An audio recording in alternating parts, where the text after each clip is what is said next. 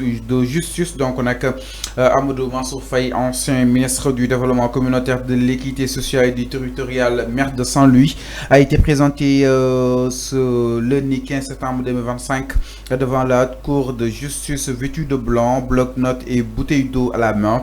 Il est arrivé sous escorte d'un garde pénitentiaire. L'audition portée sur le dossier de surfacturation du riz destiné aux ménages vulnérables durant la pandémie Covid-19, placé sous mandat de dépôt depuis le 26 mars 2025.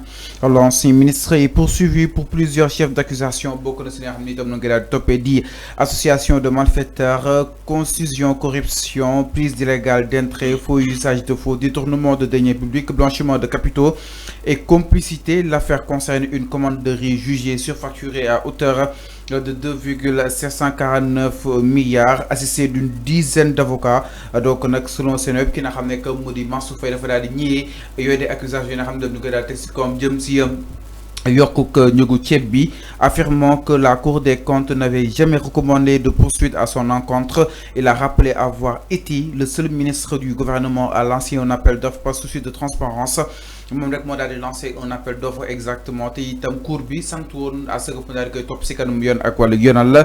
L'ex-ministre a également contesté le fondement juridique de l'accusation qui repose sur un arrêté du ministère du Commerce de 2013 fixant le prix de la tonne de riz à 250 000 de nos francs selon lui.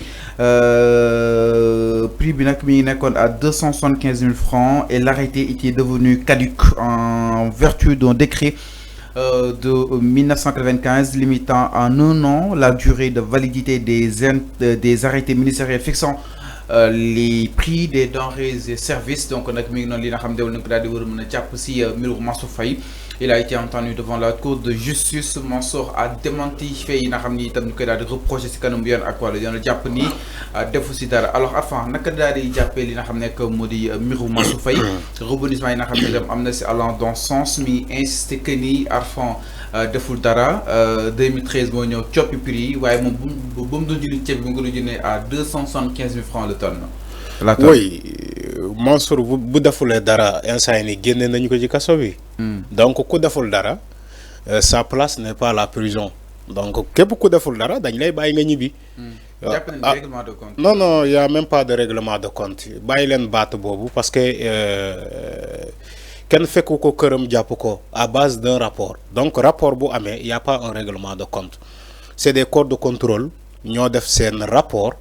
Jëbal ko les juges ñoo atte. Donc il y a aucun règlement de compte. Il faut arrêter parfois de mêler les pinceaux disant oui un règlement de compte. Mansour il a géré des deniers publics. Il a été un ministre dans différents ministériels. Donc Mansour a été ministre dans différents ministères à cause ou grâce à Macky Sall. Donc c'est un fait et dans l'exercice de ses fonctions lañ ko atte. Moi ci les fonds Covid ci ceeb bu ñu doon séddale ci bi ci jamono Covid bi naka la ñuy jëndee ceeb boobu.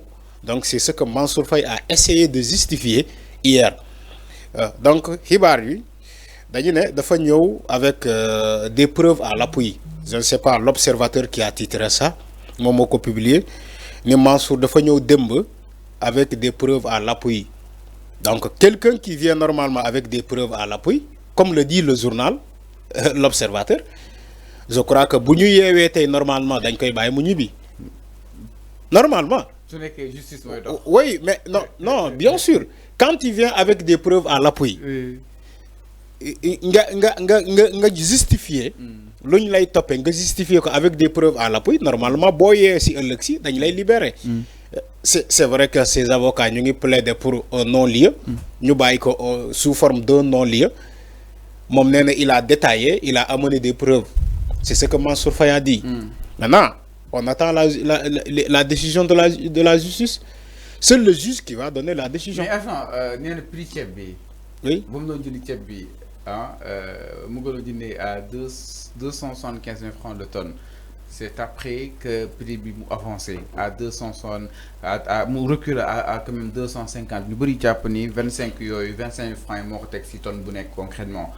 Mansour aussi jàpp na ni Arfan la cour n'a jamais recommandé à ce que mu daal koy topp si kanam yoon ak war yoon. Donc da ko doon defal li nga xam ne que moo di ay reprécision wala yenn si ay correction parce que y a yoo xam ne day nécessité d'une correction il y a yoo xam ne itam dafay nécessité d'une poursuite exactement judiciaire enfin naka na daal di jàngatee li nga xam ne que moo di mbir mi est-ce que tamit loolu doon ay preuve à l'appui que ni moom par preuve de transparence moo waral moom kese moo wootee appel à candidature si marché yi nga xam ne itam dénk ko nañ ko pour dañuy jox li nga xam ne moo di ceeb bi fi Sénégal. Oui yéen a ngi fàttali ko ba ñuy topp Mansour Faye départ bi il avait reconnu que il y avait écart de procédure. C'est ce qu'il a dit. Hein. Il a avoué. Non, non. Mansour Faye, man ma déglu Mansour Faye, man ma déglu Mansour Faye, fallu. Xam nga yow ndeysaan yàlla dafa la dimbali.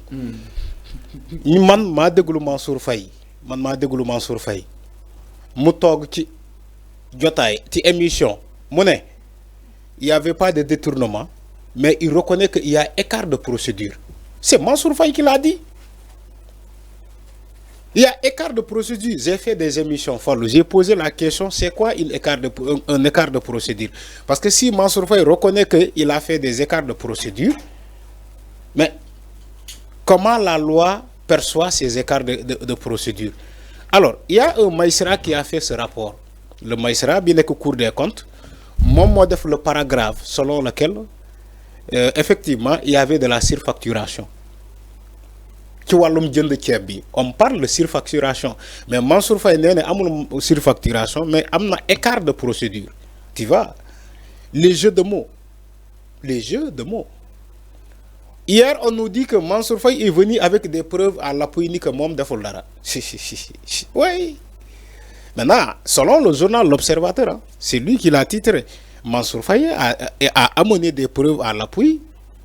Voilà. Pour témoigner que Mom deful dara maintenant ku témoigner ni deful dara je crois que dañ la wara libérer à moins que mu donne de la poudre aux yeux quand quelqu'un dit que deful dara un journal titre ni que des preuves à l'appui